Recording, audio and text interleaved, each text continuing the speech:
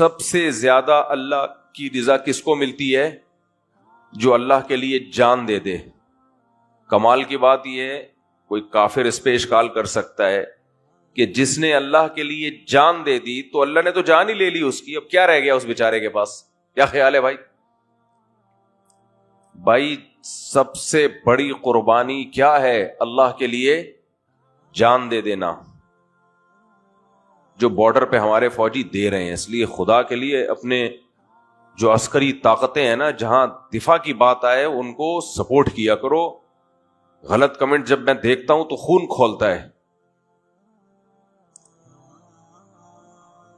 اس وقت پوری دنیا ہمارے کنٹری کے خلاف ہے، جتنی بھی بڑی عالمی طاقتیں ہیں. تو اس لیے جو لڑنے والے لوگ ہیں نا، ان کو ہلکا نہیں لیا کرو، ان کو سپورٹ کیا کرو. غیرت دکھاؤ، بے غیرتی مت دکھاؤ. سیاسی اختلافات چھوڑ کے جو فوجی لڑ رہے ہیں ان کو سپورٹ کرو. اس وقت جب چھتر لگیں گے نا سب کے، وہ لگ چکے ہیں، لیبیا میں بھی لگ چکے ہیں، عراق میں بھی لگ چکے ہیں، شام میں بھی لگ چکے ہیں. اور خدا کی قسم وہ چھتر کم ہیں جو میرے اور آپ کے لگیں گے، وہ سوچ سے بھی زیادہ ہیں. بھول جاؤ گے غزہ کو اور باقی ساری دنیا کو. آج کل نیوز آ رہی ہے نا، میں کمنٹس دیکھ رہا ہوتا ہوں، لوگ ابھی بھی پاگل ہوئے ہیں، دماغ سیٹ نہیں ہے ان کا. جب بھی لڑائی ہوتی ہے اپنے فوجیوں کو سپورٹ کرنا چاہیے. اس میں یہ ہمارے لیے لڑ رہے ہیں، یہ اسلام کے لیے لڑ رہے ہیں. لوگ کہتے ہیں کہاں کا اسلام؟ میرے بھائی مسلمانوں کے لیے تو لڑ رہے ہیں. تو مسلمانوں کے لیے لڑنا جہاد نہیں ہے کیا؟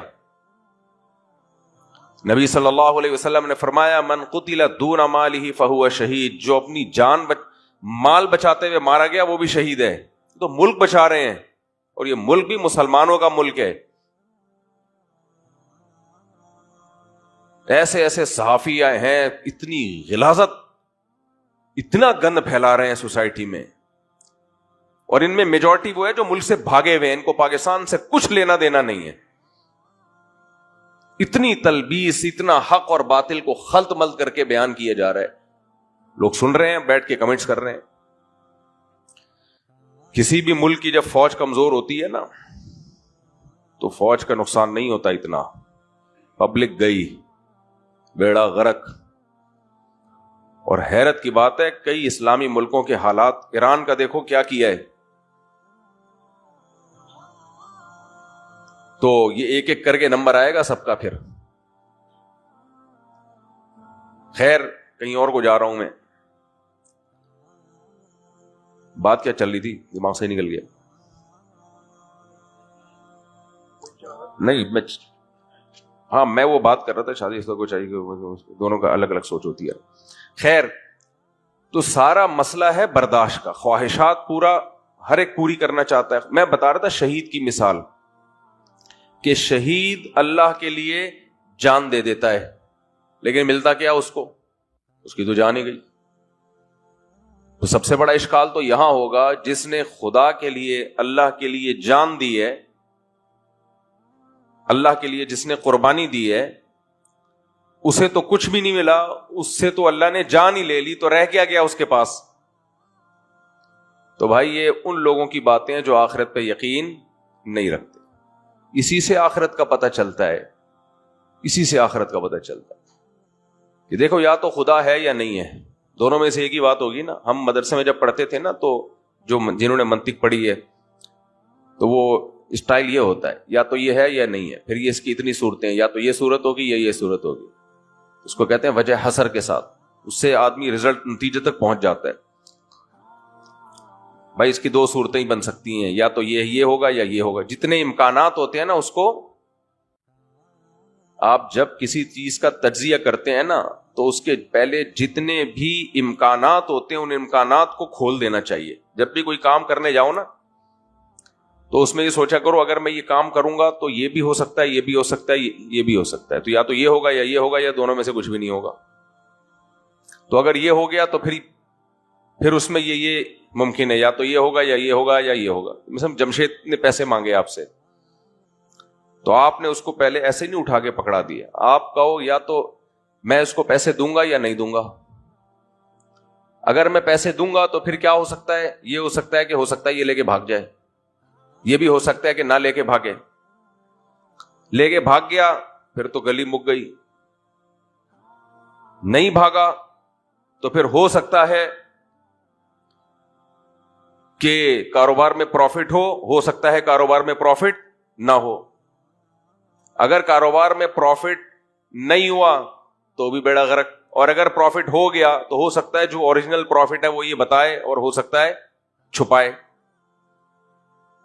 پھر اگر یہ اوریجنل پروفٹ بتائے گا تو ہو سکتا ہے 2-4 مہینے مجھے دے، اس کے بعد نہ دے، اور ہو سکتا ہے 2-4 مہینے بھی نہ دے۔ اور اگر پیسے میں نے نہیں دیے، یہ تو ایک والی صورت ہے نا، اس کو توڑ رہے ہیں آپ، اور اگر پیسے میں نے نہیں دیے تو کچھ بھی نہیں ہو سکتا، صرف یہی ہے کہ پیسے میرے محفوظ ہیں۔ ایک دم اینڈ پہ درست نتیجے پہ پہنچو گے کہ نہیں پہنچو گے؟ نتیجہ نکلا کہ نہیں دینے جمشید کو پیسے، نہیں آئی سمجھ میں بات؟ لوگ کیا کرتے ہیں، یہ تجزیہ نہیں کرتے، وہ کہتے ہیں جمشید پیسے مانگ رہا ہے، بزنس مجھے کما کے دے گا، یہ لے۔